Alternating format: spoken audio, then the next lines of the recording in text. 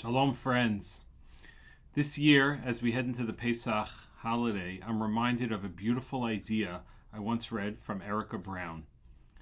In a few days, we'll all be sitting down to our Sdarim. What does the word Seder mean?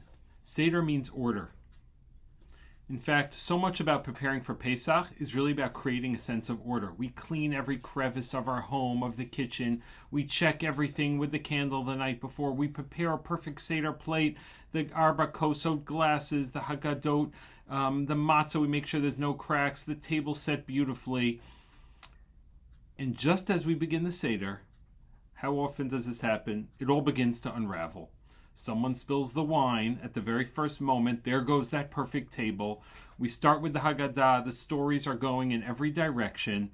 Nothing is linear. We have 4 types of children that we're trying to relate to and many more.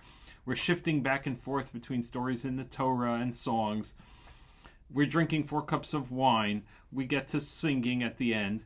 In fact, it's more of a chaos than actually something organized and under control.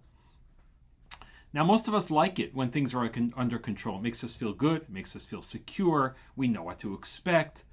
But in reality, just like the Seder, how often in life do things actually work out exactly the way we have planned and the way we expected?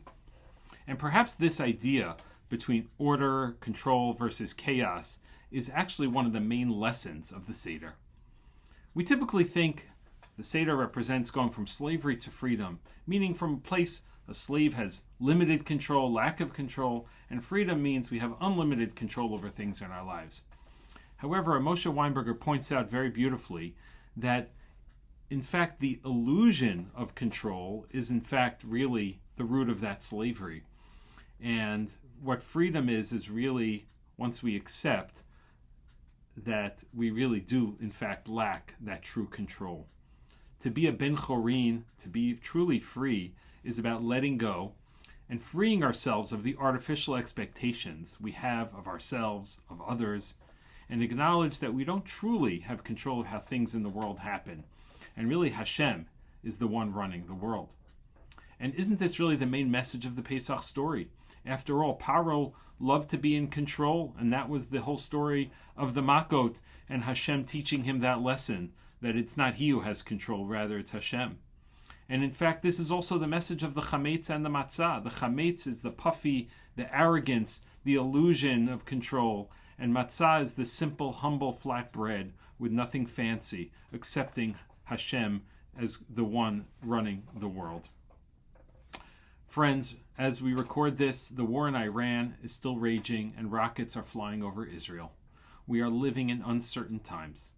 Many, if not most, or all of us have at least one, if not more, first-degree relatives on the front lines in Israel, whether it's in the army or even just every civilian now is on the front lines in Israel. They and we don't know what tomorrow or even today will bring. This idea that we're talking about reminds us that uncertainty is part of the Seder and the freedom experience. And in fact, this is the challenge. Our challenge is to let go of the chametz in our lives, let go of this illusion of the control that we so often cling to, and rather lean in this Chag to the matzah of humility and acceptance. In Hillel and Dayenu, please God, this year we're going to sing and thank Hashem for all of the amazing miracles we've seen over these past number of years and over our entire Jewish history. And we will continue to pray for the safety of our soldiers and families and peace in Israel. Wishing you all a Chag Kasher V'Sameach.